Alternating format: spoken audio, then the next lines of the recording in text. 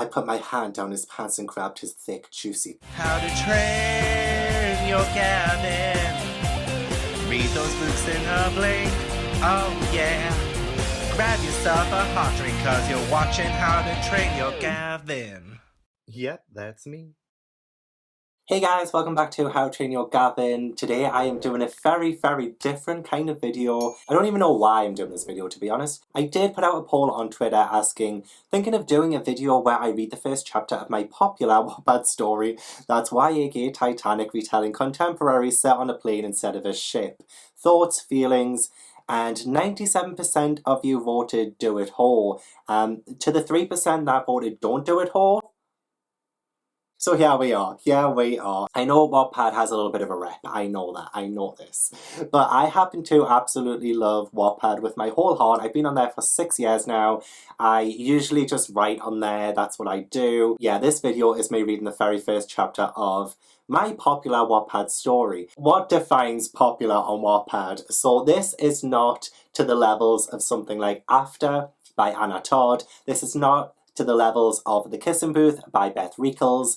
Nope, this is popular by my standards. So my story is called Heart of the Sky, and I know, it's so cute. I originally wrote it in 2017, scrapped the entire thing and rewrote it in 2018, and I so happened to win a Wattie Award for it in 2018 as well, so it did something right. Another story that won a Wattie Award is The Kissing Booth by Beth Reekles, and you all know what happened to that. So who knows, maybe this will be the next Netflix original movie, who knows? So I better open it up and tell you what it's about. So Heart of the Sky, I have mentioned it is a bit of a gay Titanic retelling. It's not set on the Titanic or anything, and when I say Titanic retelling, obviously I mean the movie and not the actual disaster, because I really wanted a gay romance like Jack and Rose, because there's so many epic straight romances like Jack and Rose or Romeo and Juliet. Well, I wanted one of them for the gays, so I wrote my version of gay Titanic, but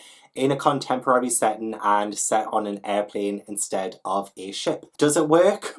Who knows? So here's the blurb. I didn't write the blurb. I don't know who wrote the blurb. But the blurb goes like this. And if you're wondering why I'm saying I didn't write the blurb, this story is part of the Wattpad Paid Stories program. So the first 8 chapters, I think, are free. And then after that, people have to redeem coins for them. So I'm not allowed to read anything past there. But in order to make the blurb sound really good, somebody else wrote the blurb. So here we go. I did write the entire story by myself, I swear. Arriving desperately late for his flight, Brando Hallward discovers it's delayed, but still manages to make a fool of himself in front of his ex. His luck changes when he scores a dinner with a suave Daxton Lau. The two bond before climbing onto the same flight, where they continue their flirtation through the plane's onboard messaging system. Brando is nervous, but soon Daxton brings him up to the first-class lounge where their romance begins to blossom. However, dangerous blocks of turbulence rock the plane, causing injuries throughout it. Plus, Brando's ex is becoming increasingly jealous. Something is wrong, both with the plane and Brando's life, but will these moments with Daxton be enough to make everything alright? I'm so nervous. Bear in mind, I wrote this 2 years ago now, and I always do this when I read something. I'll always want to keep changing it. So ignore any commentary during this. Just sit back, relax, enjoy the ride. It's in first person, and each chapter goes between Brando and Daxton. So chapter 1, 3, 5, so on and so forth is from Brando's point of view, and then chapters 2, 4, 6 and onwards, like that kind of layout, is from Daxton's point of view. I'll read chapter 1 because I don't know if I'm allowed to go past that. But oh gosh, I'm so nervous. I'm so nervous. Okay. I put my hand down his pants and grabbed his thick, juicy... I'm joking. That's not how it starts. Okay, this is the real beginning. I'm going to die. Tears stream from my eyes, hot, blinding tears that blur everything around me. The breath forces its way out of my throat. I can't feel my lungs inflate, and I'm desperate for air, desperate to stay alive. I look up and I see him. He's right there in front of me. 13 hours earlier. I'm going to die. I can't breathe. My mouth is making loud, guttural noises as I attempt to inhale, but my body doesn't want to cooperate. Everything is blurry and misshapen. I'm ready to collapse, to fall to my knees and give up. This is where it ends, where they lay me down to rest. Behind a self-entitled lady taking up the entire width of the escalator with her luggage. Asking her to move 10 times has done me no favours. I've asked 10 times now, lady, please fucking move. I rarely swear. I only ever use that kind of language in very dire situations. This is one of those situations. Excuse me? Her voice is so high-pitched that it reminds me of my mom when she's about to tell me off or something. Oh my god, how old is he? God, I didn't realise I wrote that.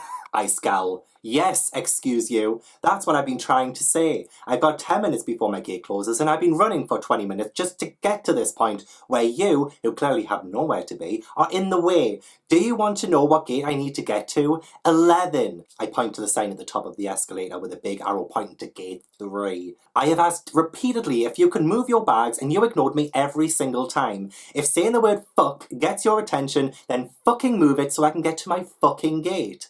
Please. I hate myself right now. I can feel the eyes of everyone burning into me. Not only on this escalator going up, but the one going down too. Like they're fascinated by the guy who is about to lose his mind in the middle of an airport. I've never had this much attention on me, ever.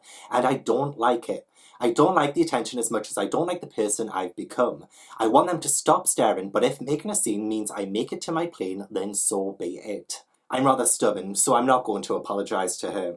The lady moves her luggage so I can start walking past her, and to solidify my stance in the situation, I mutter loud enough for her and several spectators to hear, honestly only responsive to foul language. Some people have no class. The old maid would have said thank you, but she's cost me time by ignoring my pleas to step aside. I could have explained that my previous flight was delayed, caused me to be late for this connecting flight home, and she probably would have understood.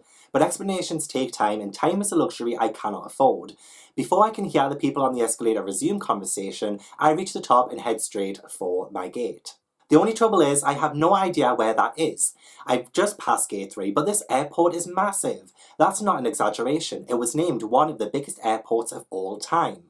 Now imagine running all the way through it from one end to the other with thick sweat running down your back as you run that marathon without water or a rest stop, hoping to make that finish line. Oh gosh. I've got no class. Yeah, that's me, and I'm repulsive. I stink. I look like shit. The mane of hair on my head is soaked through. I overslept on the flight before this, and I'm in that super groggy state where I don't know if I'm actually awake or dreaming. No, this definitely isn't a dream. For one, I always look my best in my dreams. This is more a nightmare, and I'm going to miss my flight. I catch a glimpse of myself in some of the reflective store windows as I run past them.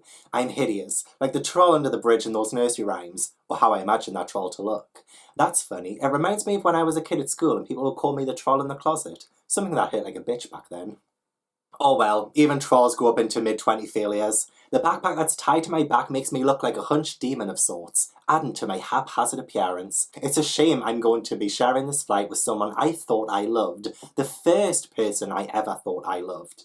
I wonder if he's sitting on the flight right now, smug and condescending, even when I'm not there to be looked down on. No time to even think about him. Gate 11 closes at 15:10 and it's now 15:05. I'm screwed. I'm royally screwed. Gate 5, Gate 6, Gate 7. I may just make this. There aren't that many people floating around, which is fantastic. I won't have to swear at strangers or cause another scene. Hallelujah! My throat is parched and I'm not sure I can actually speak anymore. My name is Brando. I'm testing out my voice. It's scratchy, meek. I need a drink. My thoughts drift to Starbucks as I pass it. Perhaps a quick one for the run? No time. Gate 8, Gate 9. A mechanical whirring begins to hum next to me. I look to my right and realise it's one of those golf cart-like vehicles that I've seen transport passengers and their luggage. This one is empty. It could get me to my gate with seconds to spare. I shout to get the driver's attention. Can I get a ride? He turns and I'm surprised by how young he looks. Is he even old enough to drive? But his eyes are kind and he seems really friendly. His smile suggests I may have scored a ride. Sure, he replies. I shoot onto the vehicle before I have time to say thank you. Where do you need to be? Gate 11, I managed to say through gasping breath. Gate 11, I managed to say through gasping breaths. I need to get there quickly or I'm going to miss my flight. I can't miss my flight. I think I'm going to cry. Warm, wet tears pooling my eyes. Shit, I am going to cry. I need sympathy. I need someone to help me get on that goddamn plane. I haven't been home in 3 months and... We're here, he interrupts. I look around. Seriously? We're here? You did get on at Gate 9, which is only a few feet behind us, he replies with a grin. I hope you catch your flight. I'm forgetting to be in character, sorry. I jump off the cart and thank the driver. He's cute. Most likely straight too. Story of my life, always wanting what I can't have, and what I get I don't want. But this guy has saved my life by bringing me here. Even though that ride was absolutely unnecessary, he has still earned my eternal gratitude. Not all heroes wear capes. So this is gate 11. I've finally made it. Sweaty, crying, and practically dying, but I'm here, bitches. My smile stretches so far across my mouth it almost hurts. How does that work? A lone woman stands at the desk with not a single person in a line to go through. I must be the very last person. But why haven't they called my name on the announcements? Am I really that unimportant that the airline couldn't care less about one passenger missing his flight? Have I missed it? I asked the attendant, though it probably sounds like I'm screaming at it. Have I missed it? I'm sorry, I've just ran through the entire airport to get here. My connecting flight was delayed and I landed not long ago and... Brando? That voice. That soft, enchanting and slightly infuriating voice. It's him. But wait, why isn't he on the plane? I turn around to see him standing at the perimeter of a petite coffee shop. He's holding a cup of coffee and wearing a smug smile like a tuxedo to boast his eternal happiness and good fortune. Why aren't you? I start to ask, until a sickening realization hits me. I return my focus to the woman at the desk. When is flight 143 in New York boarding? In an hour, she says. It's not 3:10? No, it's 2:10. You do know that daylight savings has ended, don't you? I'm so stupid. I didn't have time to turn my phone on after getting off that last flight and my watch is archaic. I'm the biggest idiot in this airport. My eyes flicker over to my ex. The second biggest idiot in this airport. I just ran a good mile for no reason whatsoever. Oh, that poor woman on the escalator. No. Don't feel sorry for her. She was rude, so was I. We are even. Worse than any of that, Nicholas Johnson is a witness to it all. Nick.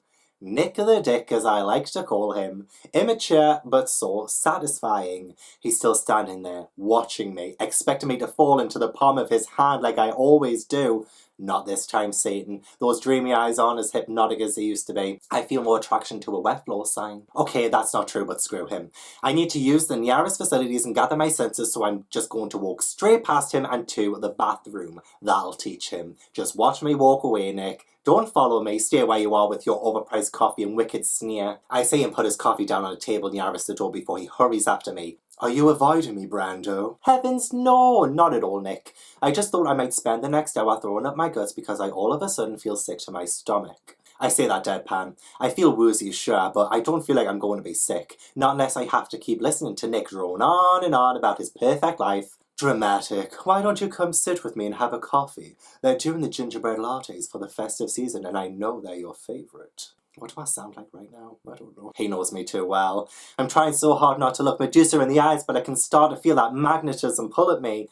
An invisible devil on my shoulder is telling me to look at him. Do it. Do it. Do it. I need to use the bathroom. I can't say much more. Short responses are best right now. If I start having a full-on conversation, I'll be sucked back into the quicksand that is Nicholas Johnson. Then do join me when you finish. Did I also mention he's from England?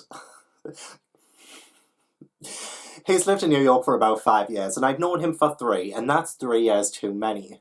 It really doesn't help that he sounds like Jude Law.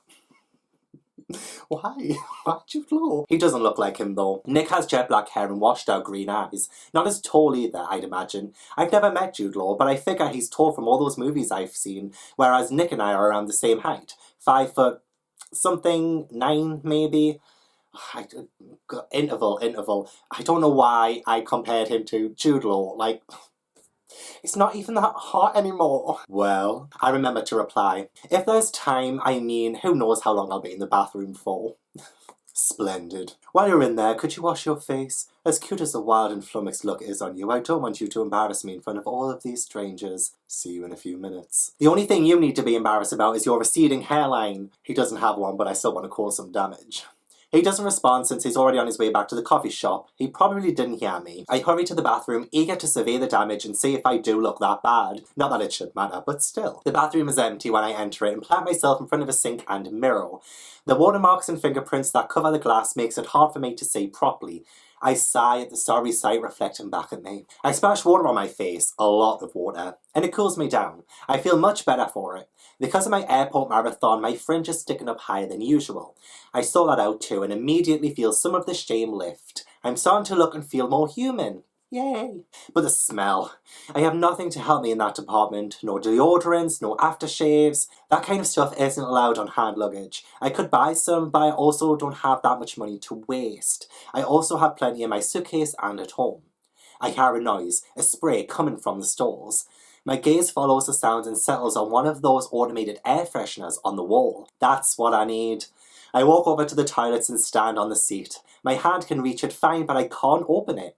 I struggle with the mechanism, keeping it closed, and then quickly give up. I remain standing on the seat, waiting for it to spray. It should be any second now.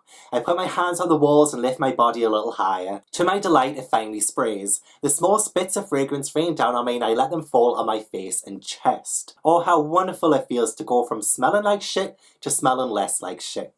I throw my hands up in victory and wait for the next spray. I look around the bathroom in the meantime. Hi, I say to the cute guy who has just walked in. My face drops. Oh, shit. I said I very rarely swear unless in dire situations. Today is proven to be very dire indeed. Dun, dun, dun. That was the first chapter of Heart of the Sky. I do hope you enjoyed. I promise it does get a lot more exciting than, somebody getting sprayed in the toilet. Really, that's where we're going with this. But it is on Wattpad for you to read if you want to read it until chapter 8 or something. Then you gotta give me the moolah for that. I'm just saying, I've not looked at the comments in years. I love this. Okay, but why did you snap with this preview? Jojo Siwa has entered the chat. Who is that? And one of the comments is, I know I'm going to love this, but also hate the world when one of them dies. So either Brando or Daxton.